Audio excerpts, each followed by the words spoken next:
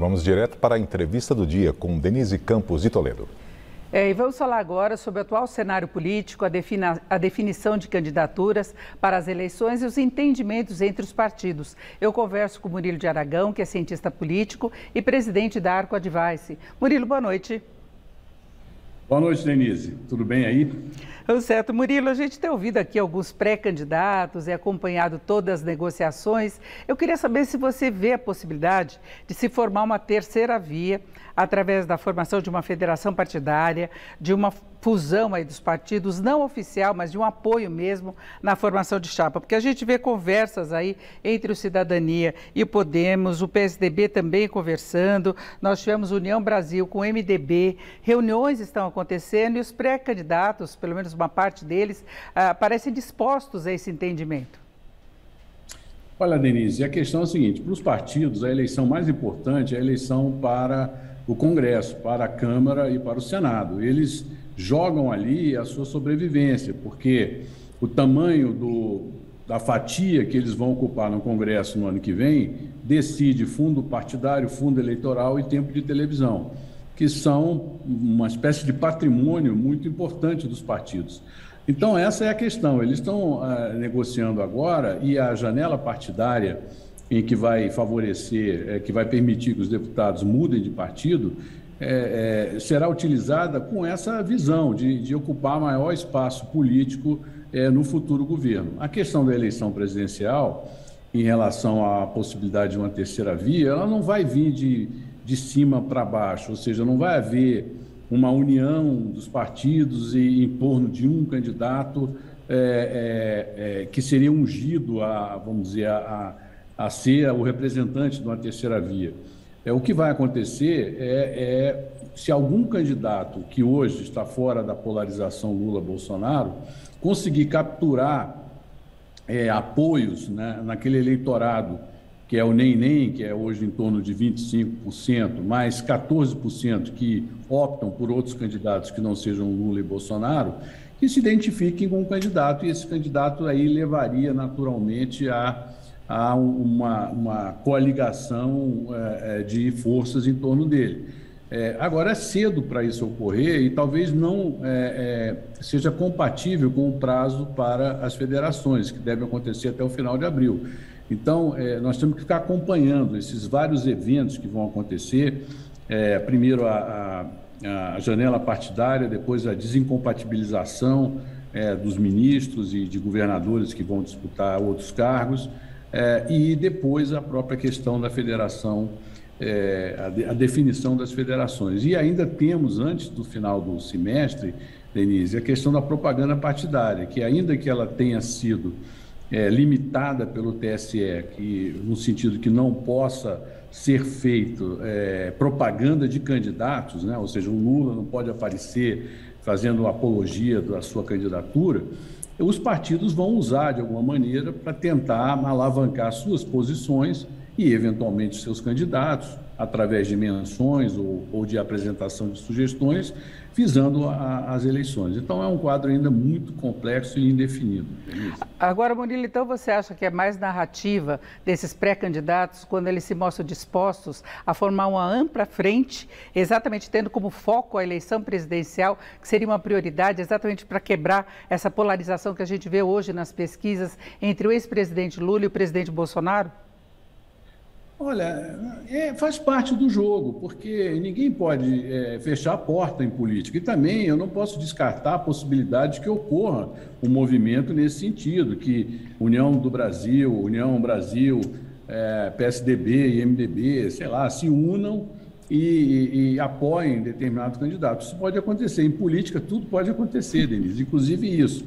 Agora, a tendência é olhar o cenário e ver qual candidato que realmente tem possibilidade de ultrapassar aquela barreira dos 15% nas pesquisas e aí começar a ser considerado um possível desafiante dos dois ponteiros. Eu disse e repito que existem ainda um mundo de eleitores, né, 25% dos eleitores, que ainda não tem candidatos. Isso é o resultado das pesquisas espontâneas. E existe também um grupo de 14%, existe um grupo de 14% de eleitores que preferem outros candidatos que não Lula e Bolsonaro. Eu considero que ainda existe muito tempo para essas definições ocorrerem, mas elas vão ocorrendo de forma gradual a partir dos eventos que eu mencionei aí, que começam com a janela partidária e terminam com as convenções em julho, agosto, e o início da campanha propriamente dito em agosto. Muitos apostam exatamente no início dessa campanha. Agora, Murilo, em relação à composição, por exemplo, do futuro Congresso, nós tivemos nas eleições de 2018 uma quantidade muito grande de deputados, de senadores que se elegeram, e mesmo nos estados, no embalo da popularidade de Bolsonaro, desse novo discurso, que era o combate à corrupção, uma postura mais de direita, né?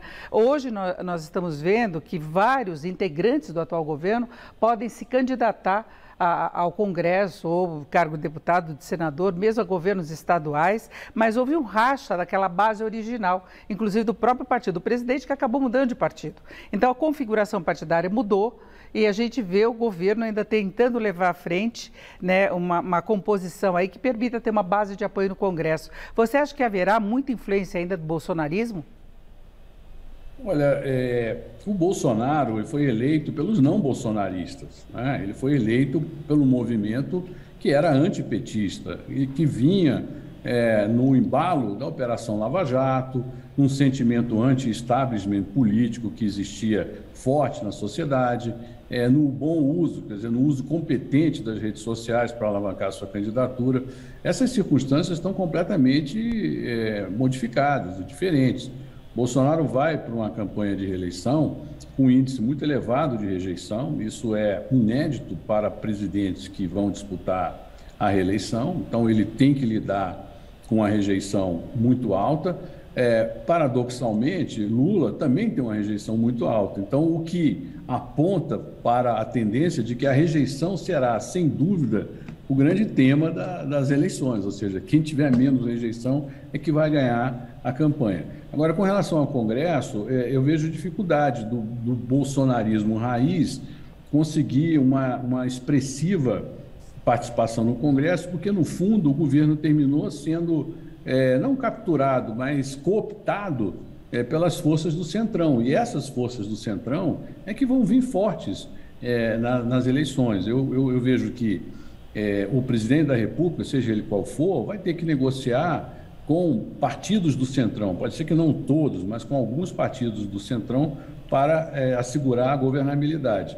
E um ponto crítico que nós devemos entender, Denise, é o fato de que o presidente da República, em 2023, será muito mais fraco do que foi o presidente da República em 2003, por circunstâncias, a judicialização da política, o controle maior do orçamento pelo Congresso, a implementação mandatória das emendas dos parlamentares, pela votação de vetos. Isso tudo cria uma situação de enfraquecimento do presidente, o que obrigará a negociar com o Congresso Nacional, seja ele quem for o presidente. É exatamente isso que eu ia te perguntar, porque nós já tivemos o Centrão apoiando no passado o ex-presidente Lula e mesmo Dilma Rousseff durante uma parte do governo. E depois, agora, apoiando Bolsonaro, que criticava muito exatamente o Centrão e agora se diz fazendo parte do Centrão, que ele sempre foi do Centrão mesmo, não é? A questão da governabilidade, porque a gente vai ter muitos problemas pela frente que vão ficar de herança dessa fase atual, baixo crescimento, atraso com reformas, a agenda muito atrasada, não é? Então, isso vai sobrar para 2023, a reorganização da casa. E aí, como é que fica esse relacionamento? Olha, não vai haver a menor possibilidade de se governar sem o apoio do Congresso. E esse apoio vai ser obtido por meio de negociações. Pode ser que as negociações não sejam direcionadas para a troca de cargos, pode ser em torno de agendas. Mas é provável que tanto, vamos imaginar que seja Bolsonaro ou Lula, um dos presidentes, eles terão que fazer coligações ou coalizões dentro do Congresso em torno de pautas para poder avançar e também para se proteger. O fato é que com um Congresso forte hoje, o presidente da Câmara e o presidente do Senado são homens fortíssimos dentro da República. Eles são, junto com o presidente, e com o presidente do Supremo Tribunal Federal também, os homens mais poderosos do Brasil. E se soma a esses três, a esses quatro, o presidente do Banco Central, que tem autonomia, né, para gerenciar a política monetária e a política cambial. Isso é um fato muito importante nas eleições presidenciais. Pela primeira vez, teremos uma eleição com o presidente do Banco Central, que é autônomo e independente, junto com a sua diretoria, para tomar decisões de política monetária e política cambial, Denise. Nessa semana, inclusive, seguindo o exemplo do Chile, se cogitou aqui no Brasil a possibilidade de um outro governo, mesmo que seja do ex-presidente Lula, convidar o atual presidente do Banco Central para prosseguir no governo, porque isso aconteceu no Chile. Agora, o Brasil tem uma dificuldade de entendimento nesse sentido, não é? No caso, o presidente Lula, se Lula for presidente, ou qualquer um, ele não pode convidar o Roberto Campos Neto a continuar no governo. O Roberto Campos Neto tem mandato, vai ficar até o final. Ele pode não ser reconduzido. Uma tentativa de convidá-lo será interpretada como uma forma de intervenção ou de tentativa de intervenção numa autonomia que foi decidida pelo Congresso brasileiro e foi confirmada pelo Supremo Tribunal Federal, porque hoje qualquer decisão relevante no Brasil, ela termina no Supremo Tribunal Federal. E o Supremo Tribunal, nessa questão, confirmou a autonomia do Banco Central. Então, eu acho que essa questão está pacificada. Eu também entendo que o Lula, caso ganhe a eleição, ele não vai meter a mão em vespeiro. Ele sabe que ele governou com sucesso quando ele teve uma relação de conciliação com as forças econômicas, com o mercado financeiro, com os agentes empresariais, com os agentes econômicos, e isso foi parte do sucesso dele. Então, eu vejo muito da narrativa do entorno do Lula incensando uma postura, vamos dizer assim, anti-reformas, anti-mercado, como parte de um enredo para mobilizar esses setores mais ideológicos a manter o apoio ao Lula. Mas ele é um cara muito pragmático. E terminará vendo o quadro que se apresenta de governabilidade. Eu não vejo também como razoável acreditar que haverá um retrocesso dramático nas reformas já aprovadas. Elas continuarão a existir, elas podem até ser debatidas, poderão até ser modificadas, vai haver questionamentos com relação à questão do teto de gastos, por exemplo, mas eu vejo dificuldades em uma revogação total do que foi feito, até mesmo porque o presidente, seja Bolsonaro, seja Lula, seja Dória, seja Eduardo Leite, seja Ciro Gomes, eles observam a realidade e sabem como isso funcionou para melhorar o estado do Estado, da União, né?